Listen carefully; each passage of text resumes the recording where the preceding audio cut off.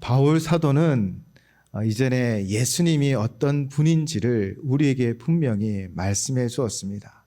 예수님은 창조의 능력이 있는 창조 때에 함께 하신 바로 성자 하나님이시지요. 그분은 참 신이십니다. 그런 그분이 참 인간이 되어 우리를 위하여 이 땅에서 십자가를 지셨지요. 이전 말씀에서 바울은 그렇게 예수님의 신성에 대하여 분명히 이야기하며 창조 때에 함께 계셨고 창조의 능력을 가지신 분이요 모든 것 위에 뛰어나시며 모든 만물보다 먼저 계셨고 죽으시고 부활하심으로 교회의 머리가 되시고 근본이 되시며 모든 만물의 으뜸이 되었다라고 분명히 선언합니다. 그리고 하나님께서 예수 안에 거할 때에 모든 충만으로 예수 안에 거하게 하신다라고 약속하셨죠. 그분 안에 있으면 그렇게 하나님의 모든 충만으로 우리의 금가고 구멍난 삶에 그분의 능력으로 채워주시는 회복의 역사가 일어날 줄 믿습니다. 그러므로 예수로 충분합니다. 예수 안에 있으면 19절의 말씀처럼 모든 충만함으로 충만할지 믿습니다. 그리고 이를 어떻게 이루셨습니까? 바로 십자가의 피로 모든 것을 다 이루었지요. 그분의 십자가의 피는 우리의 모든 죄를 다 덮으며 용서하며 은혜를 베풀어 주시는 것입니다. 그래서 이사야 1장 18절은 이렇게 선포합니다. 여호와께서 말씀하시되 오라 우리가 서로 변론하자. 너희 죄가 주홍 같을지라도 눈같이 희어질 것이요 진홍같이 붉을지라도 양털같이 희게 되리라. 아멘. 그 보혈이 그 십자가의 피가 우리의 모든 죄를 다 덮어주셨습니다.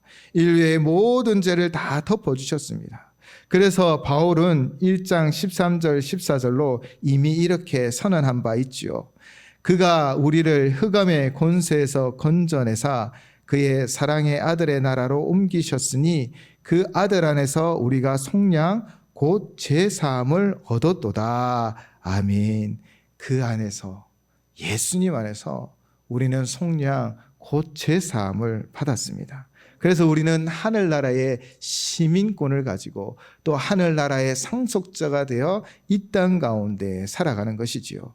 바울 사도는 참 신이신 예수 그리스도 그분이 참 인간 되어주셔서 그 십자가의 보혈로 화평을 이루사 화목하게 되었음을 분명하게 선포하였습니다.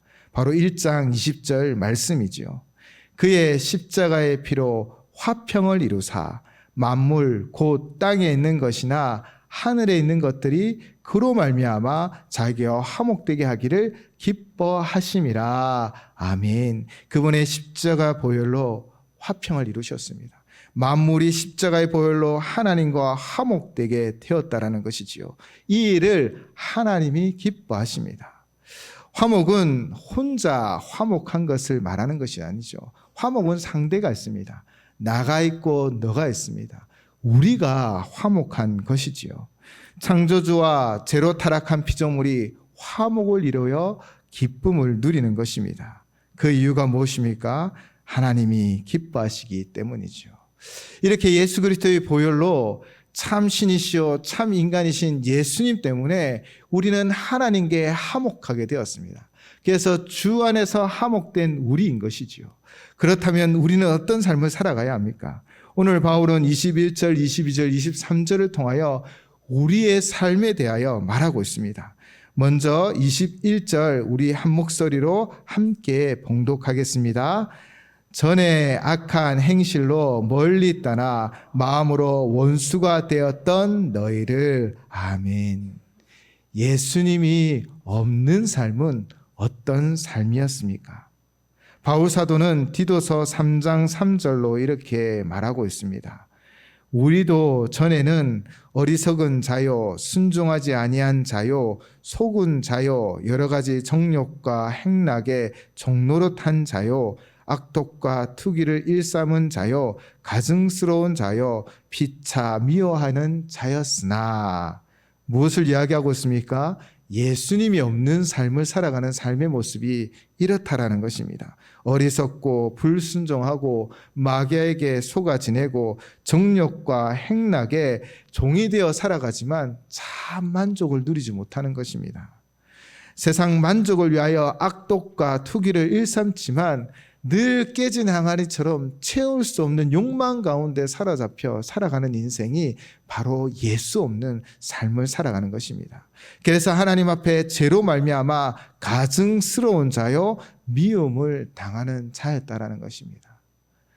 전에 예수가 없는 우리의 삶은 바로 악한 행실로 말미암아 마음으로부터 하나님으로부터 떨어져 있고 원수되어져 있는 상황인 것입니다. 죄는 하나님과의 관계를 깨트립니다. 또한 하나님과의 관계뿐 아니라 사람과 사람의 사이에서 관계도 깨트렸고요. 또 사람과 이 세상과의 관계를 깨트려 버렸습니다. 이 죄, 즉 인류의 이 죄악은 무엇으로부터 시작하였습니까? 모든 것을 완벽하게 만드신 하나님, 그 창조된 세상을 보며 이렇게 말씀하셨습니다. 하나님 보시기에 좋았더라. 이 만드는 세상을 보고 좋아하셨습니다. 그리고 모든 창조의 끝에 창조의 가장 보석 같은 존재를 만드셨지요. 그 보석 같은 존재가 누구입니까? 바로 사람입니다. 사람을 만드시고 그분은 동산에 함께 거느리셨을 것입니다. 창조한 모든 각종 등짐승과 각종 새를 아담에게 보이셨고 아담이 그들을 부르는 그것이 이름이 되도록 하셨지요. 돋는 배필을 주셔서 둘이 하나 되게 하셨습니다. 이렇게 평화를 누렸습니다. 그런데 이 관계가 깨어지고 부서졌지요. 어떻게 깨어지고 부서졌습니까? 그것은 바로 불순종입니다. 하나님이 말씀하셨지요. 선악을 알게 하는 나무의 열매는 먹지 말라.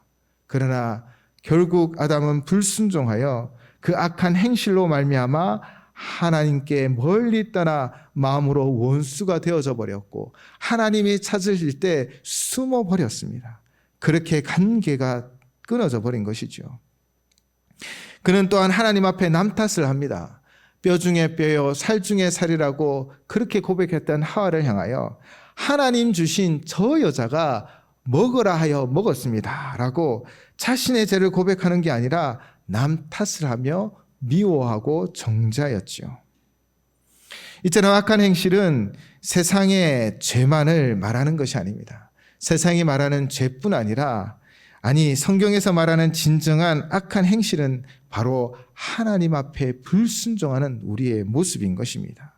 하나님 말씀에 불순종하는 것이 바로 악한 행실이요 결국 원수가 되어졌고 본질상 진노의 자녀가 되었던 것입니다.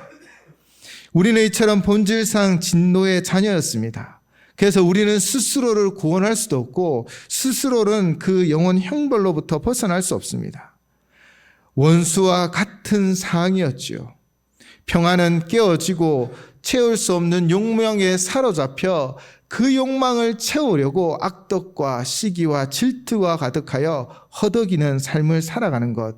그것이 바로 예수가 없는 우리의 본 모습이었다라는 것이지요. 세상을 창조하시고 다스리시는 하나님, 그 하나님이 회복의 길을 열어주셨습니다. 어떻게 행하셨습니까? 22절 말씀 우리 한 목소리로 함께 봉독하도록 하겠습니다. 이제는 그의 육체의 죽음으로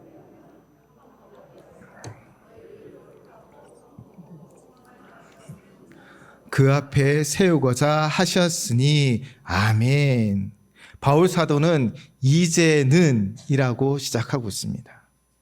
전에라고 시작하여 우리의 실상이 무엇인지를 고발한 뒤에 이제는으로 시작하여 우리의 삶이 새롭게 되었음을 선포하고 있는 것입니다. 그 새로운 삶은 누구로부터 시작하였습니까? 바로 참 신이신 성자 하나님, 그렇게 우리를 위하여 이 땅에 저 높고 높은 부자를 버려두고 낮고 낮은 이 땅에 육신의 옷을 입고 오신 바로 예수 그리스도로 인하여 시작되었습니다.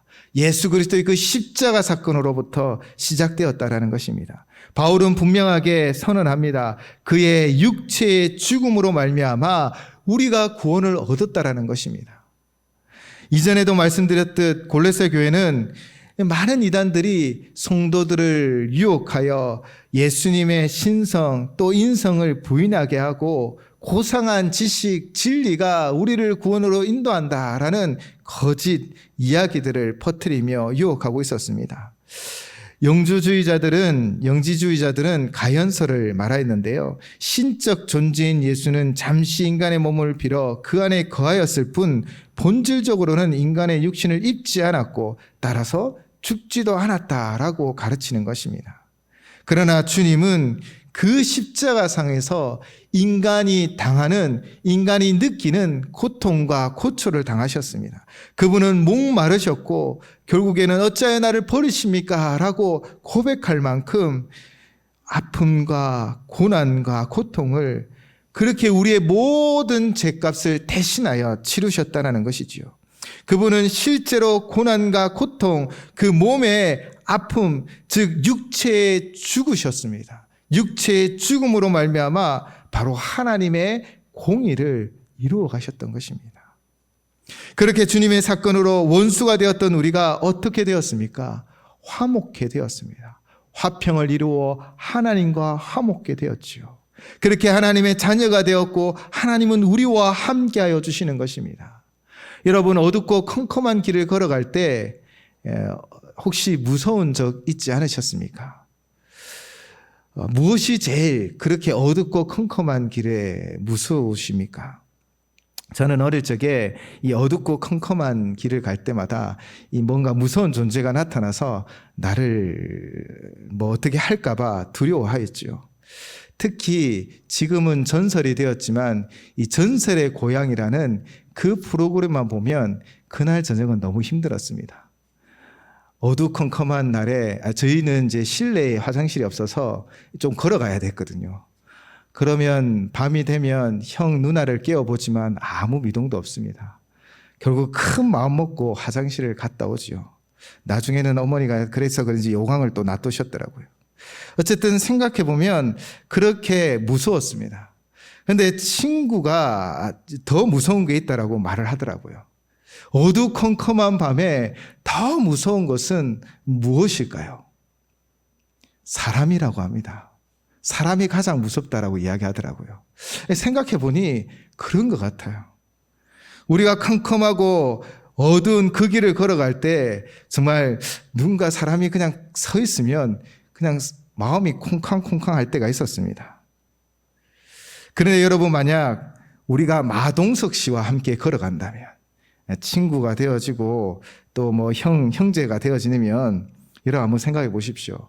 아무리 어둡고 컴컴한 밤이라도 그 마동석 씨와 걸어간다면 별로 두려울 게 없을 것 같아요. 좀비가 나타나도 충분히 살아남을 것 같은 그런 마음이 듭니다. 이 세상은요, 누구와 함께 동행하느냐가 너무나 우리에게 중요합니다. 바로 주님과 함께 또 하나님과 함께 우리는 동행하는 것입니다. 예수님이 이 일을 그 십자가상에서 육체의 죽으심을 통하여 이루어 놓으셨습니다. 바로 하나님과 화목하게 하셔서 우리는 아빠, 아버지라 부르며 주님의 하나님의 손을 잡고 바로 걸어가는 것입니다. 그러므로 우리는 오늘 한번 살펴보셔야 합니다. 여러분은 정말 하나님의 손을 꼭 부여잡고 그 길을 걸어가고 계십니까? 아니면 다른 것들에 더 마음을 두고 다른 것들을 더 사랑하며 주인 삼으며 살아가고 있습니까? 내가 주인 삼은 모든 것 내려놓고라는 찬양이 있습니다. 그 가사를 제가 읽어드리겠습니다. 내가 주인 삼은 모든 것 내려놓고 내 주 대신 주 앞에 나가 내가 사랑했던 모든 것 내려놓고 주님만 사랑해. 주 사랑 거친 풍랑에도 깊은 바다처럼 나를 잠잠케 해.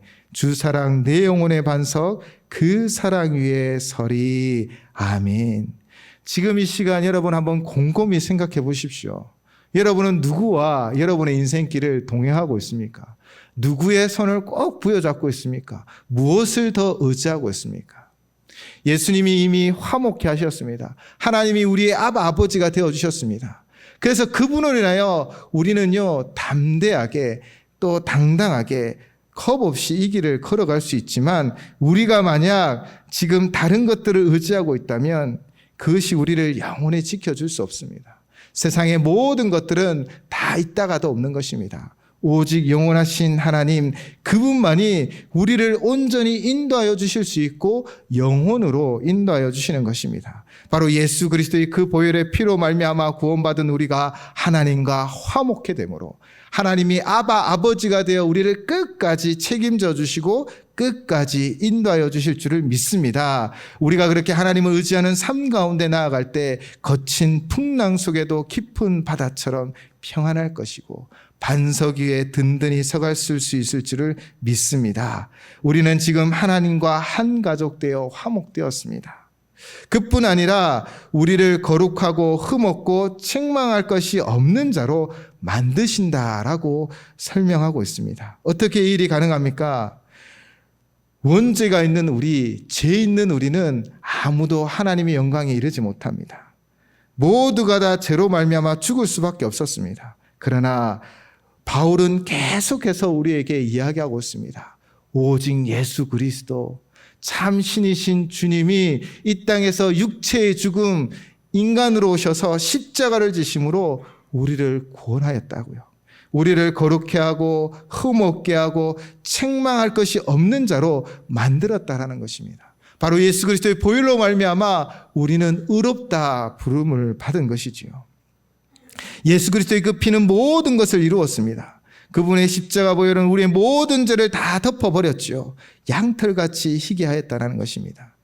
그리고 우리의 의지와 결단으로 우리는 결코 거룩하게 살 수 없지만 주님의 그 보혈의 피가 우리를 새롭게 하여 우리를 하나님 앞에, 주님 앞에 서게 하셨다는 것입니다. 우리의 죄를 대신하여 손과 발에 못이 박혔고 머리에 면류관을 쓰셨지요. 그리고 이 목적이 있습니다. 바로 너희를 거룩하게 흠없고 책망할 것이 없는 자로 하여 그 앞에 세우고자 하셨으니. 어떤 목적입니까? 그 앞에 세우고자 함입니다. 그 앞은 어디일까요? 우리는 세상 끝에 누구 앞에 서 있겠습니까? 바로 다시 오신 주님 앞에 서게 될 것입니다. 우리 모두는 다시 오신 주님 앞에 서 있습니다. 그때 그분 앞에 서 있을 수 있는 우리 안에 있는 공로도, 우리 안에 있는 것은 아무것도 없습니다. 오직 그 십자가의 은혜로 우리는 주님 앞에 다시 나아갈 수 있는 것입니다. 우리는 그 십자가의 은혜로 다시 오신 주님과 함께 영생 복락을 누리는 하나님과 화목된 존재가 되어진 줄을 믿습니다. 그렇게 다시 오실 주님 앞에 주님과 함께 영생 복락을 누릴 것을 믿으며 살아가시기를 주님의 이름으로 부탁을 드립니다. 그러면서 바울은요, 만일로 시작하여 우리에게 분명히 권면하고 있습니다. 오늘 본문 23절 말씀입니다. 함께 봉독하겠습니다. 만일 너희가 믿음에 거하고 터 위에 굳게 서서 너희 들은 바 복음의 소망에서 흔들리지 아니하면 그리하리라.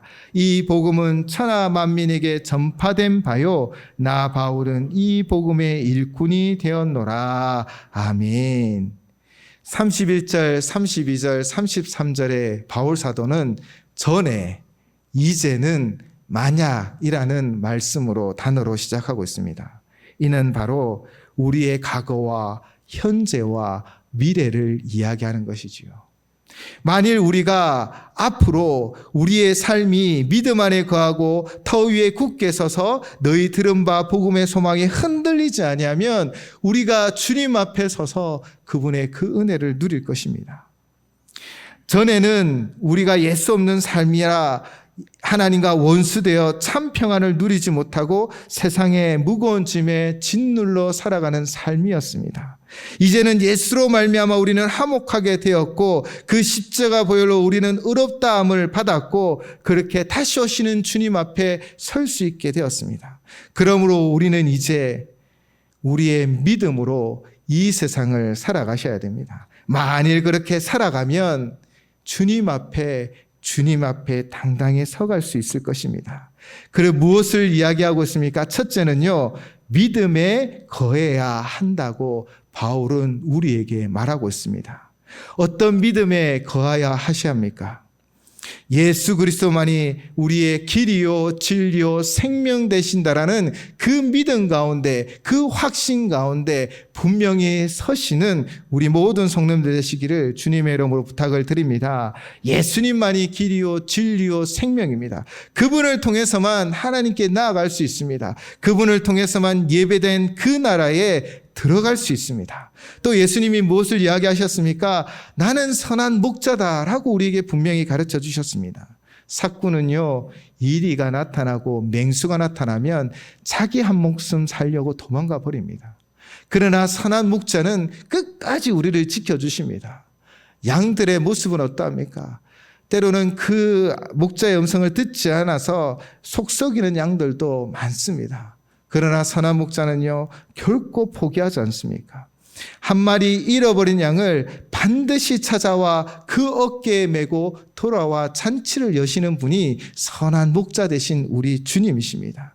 우리 주님이 이런 선한 목자가 되어주셔서 우리를 늘 지키시고 우리를 늘 인도하여 주실 것이라는 그 분명한 믿음 가운데 거하시기를 주님의 이름으로 부탁을 드립니다. 예수님은 우리에게 자신을 믿으라고 명령하시는 것이 바로 우리를 위해서인 것이지요. 마치 화재가 나 금방이라도 무너질 것 같은 건물에 갇혀 의식을 잃어가는 그 사람에게 소방관이 찾아와 이 방화포를 씌우며 이렇게 말하는 것과 같습니다. 제가 당신을 옮길 동안 꼼짝 말고 저를 붙들고 계세요. 절대로 마음대로 움직이면 안 됩니다. 저를 도우려고도 하지 마세요. 제가 당신을 구해드리겠습니다. 저를 믿으세요. 예수님은 구조대원이십니다. 이 세상 활활 타오르는 이 고난의 이 세상 가운데 우리의 진정한 구조대원이 되어주셔서 이 불길로부터 우리를 안전하게 지켜주실 줄을 믿습니다. 우리가요, 내가 길을 안다, 내가 뭔가 힘이 있다라고 스스로 움직이고 무언가 하려고 할 때 도리어 방해가 될 때도 있습니다. 우리는 오직 그의 말씀 가운데 순종하며 그분을 의지하고 신뢰하는 삶을 살아가셔야 합니다. 그 믿음 안에 거하시길 바랍니다.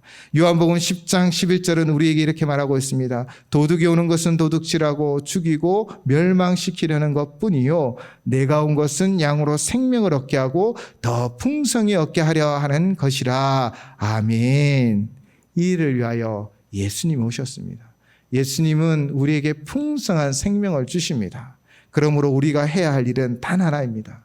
예수님을 믿는 것입니다. 예수님을 의지하는 것입니다. 예수님 앞에 우리의 삶을 맡기고 그분을 따르는 것입니다. 오늘도 예수님 우리에게 이렇게 말씀하십니다. 나를 믿으라. 이 믿음에 거하시기를 주님의 이름으로 축복합니다. 둘째는 터 위에 굳게 서 가야 하십니다. 서 가야 하십니다. 우리가 예수님을 믿는 믿음으로 살아가며 그 터 뒤에 굳게 서셔야 합니다. 지금 이단의 세력들은요, 골로새 교회 성도들을 향하여 예수님만 구원자냐? 초월적인 진리가 우리를 영생으로 인도하는 거야.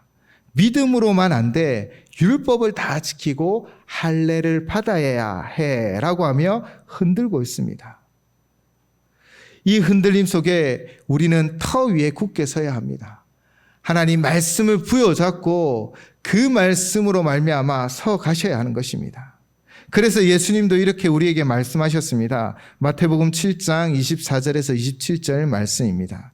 그러므로 누구든지 나의 이 말을 듣고 행하는 자는 그 집을 반석 위에 지은 지혜로운 사람 같으리니 비가 내리고 창수가 나고 바람이 불어 그 집에 부딪히되 무너지지 아니하나니 이는 주추를 반석 위에 놓은 까닭이요. 나의 이 말을 듣고 행하지 아니하는 자는 그 집을 모래 위에 지은 어리석은 사람 같으리니 비가 내리고 창수가 나고 바람이 불어 그 집에 부딪힘에 무너져 그 무너짐이 심하니라. 아멘.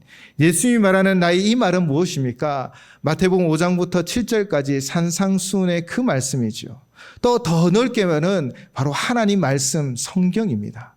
우리가 이 말씀을 부여잡고 순종하고자 힘쓰며 달려갈 때 우리는 그 터 위에 든든히 세움을 잇는 것입니다. 자전거를 배울 때 어떻게 배우십니까? 물론 아버지가 그 뒤에 자전거를 붙잡고 밀어주지만 결국 스스로 타기 위해서는 자신이 페달을 돌려야 합니다. 페달을 돌리지 않고 멈추는 순간에는 좌우로 넘어질 수밖에 없는 것입니다. 우리가 믿음의 페달을 돌리며 비록 부족하고 연약한 우리의 삶이지만 그의 말씀 속에 살기를 힘쓰고 애쓰고 나아갈 때 그렇게 순종의 모습으로 나아가기를 힘쓰는 모습 가운데 우리는 그 터 위에 든든히 세움을 입을 것입니다. 하나님 우리에게 힘 주시고 능력 주셔서 그 뒤에 든든히 일어서서 흔들림 없이 사탄 마귀의 그 괴략을 이기며 우리를 유혹하는 이단의 그 거짓 진리를 이기며 승리하게 하여 주실 줄을 믿습니다. 그러므로 터 위에 든든히 세워가도록 그 말씀에 순종하는 삶을 살아가시기 바랍니다. 세 번째는요, 복음의 소망에서 흔들리지 말라는 것입니다. 2003년 중앙아시아 타지키스탄의 수도 두산베의 선민 선교교회에 어느 목사님이 집회를 인도하러 갔습니다. 그리고는 그 교회의 이야기를 듣게 되었죠. 선민 선교교회는요, 강력한 이슬람 국가인 타지키스탄에서 의료와 구제, 사역, 고아를 돌보는 등 이 여러 가지 선교 사역을 활발히 벌이고 있었습니다. 교회는 그렇게 많은 재정이 가지고 있지 않았지만 선교센터, 학교, 병원, 예배당, 기숙사 등 놀라운 역사를 만들어가고 있었죠. 이 교회가 처음부터 이렇게 왕성한 교회는 아니었습니다. 그런데 이 교회에 큰 시련이 있었습니다. 2000년에 이슬람 신학생들이 성도인 척 위장하여 교회에 들어와 예배 시간에 폭탄을 터뜨렸던 것입니다. 그래서 순교하거나 다친 사람이 100여 명에 이르렀습니다. 이 끔찍한 일을 당하였기에 이제 예배드리는 사람이 있을까? 무서워서 어떻게 예수님을 믿을까라고 생각하고 걱정하였습니다. 교회는 이 큰 고통과 피해를 입었음에도 불구하고요, 이 비밀 경찰들이 교인들을 한 사람 한 사람 잡아가기 시작했습니다. 테러를 일으킨 범인을 잡는 것이 아니라 성도들을 잡아가서 그들을 협박하기 시작합니다. 예수를 믿거나 예수를 믿을 거냐 안 믿을 거냐, 예수를 안 믿겠다면 풀어주겠다라고 그들을 고문도 하고요, 그렇게 협박도 하였다고 합니다. 그러나 교인들은요, 갖은 고초를 겪으면서도 그들의 신앙을 저버리지 않았습니다. 그들은 그 고통과 또 두려움 속에서도 순교했던 그 형제 자매들을 생각하며 또 우리가 장차 맞이할 그 나라를 바라보며 복음의 소망에서 흔들리지 않았다라는 것이지요. 결국 현지 경찰들도 이들은 정말 신자다라고 그들을 인정하기 시작했다고 합니다. 어떻게 그들은 모든 고초와 고난 가운데, 이 억울한 상황 가운데, 테러를 당하였음에도 불구하고 고문을 당해야 하는 이 상황 가운데 이 일을 이겨낼 수 있었겠습니까? 바로 복음의 소망에 흔들리지 않았기 때문입니다. 그 성도들은 이 복음이 주는 소망을 부여잡고 이 흔드는 이 세력들 가운데 넘어지지 아니하고 올곧이 그 좁은 문, 좁은 길을 걸어갔던 것이지요. 사랑하는 성도 여러분, 바울은 우리에게 분명히 권면하고 있습니다. 복음의 소망을 부여잡아라. 이 복음의 소망은 누구도 빼앗을 수 없고 아무도 빼앗을 수 없습니다. 이 복음의 소망을 부여잡고 우리는 이 땅 가운데 흔들림 없는 삶을 살아가셔야 합니다. 우리 안에 복음의 소망으로 충만할 때 우리는 또 이 땅 가운데 흔들림 없는 삶을 살아갈 수 있습니다. 이 복음의 소망으로 충만한 우리 모든 성도님들 되시기를 주님의 이름으로 축원을 드립니다. 바울은요, 미래 2000년을 흘러 살아가는 우리에게 이 복음이 전파되어졌을 때도 우리가 이 믿음 안에 거하고 터 가운데 굳게 서고 복음의 소망 가운데 살아가기를 원했던 것 같습니다. 그래서 그는 복음의 일꾼이 되었노라 라고 고백하고 있습니다. 사실 이 복음의 일꾼이라는 것은 그냥 내가 선교사로 나가겠습니다 라고 말하는 정도가 아닙니다. 지금 바울이 말하는 복음의 일꾼이란 생명을 내어놓는 것입니다. 바울이 선교의 자리에서 선교의 그 순간에 얼마나 많은 고난과 고통과 또 죽을 뻔한 상황을 맞이하였는지 우리는 잘 알고 있습니다. 바울은 바로 복음의 일꾼이 되어주는 것은 죽음을 각오하고 순교자가 되어질 것을 각오하며 땅끝까지 이 복음을 전했습니다. 그래서 전한 이 복음이 오늘날 우리에게 전해졌고 우리가 이 믿음의 이 복음으로 말미암아 하나님과 화목하게 되었음을 알 수 있습니다. 사랑하는 성도 여러분, 우리도 이 복음을 전하셔야 합니다. 이 복음으로 말미암아 세상 가운데 죽어가는 영혼들이 예수 그리스도로 말미암아 소망을 가지고 바로 믿음에 거하고 터 위에 굳건히 서고 복음의 소망으로 흔들림 없는 삶을 살아가도록 우리도 이 복음을 땅끝까지 전하는 복음의 일꾼들이 되시기를 바랍니다. 비록 그 길이 좁고 그 문이 협착하여 우리의 삶이 힘들지라도 주님이 우리와 함께 하시고 아버지 되신 하나님이 우리와 함께 하십니다. 그 길 끝에는 바로 주님이 우리를 맞이해 주실 줄을 믿습니다. 우리 이 찬양의 고백으로 마지막 고백을 드렸으면 좋겠습니다.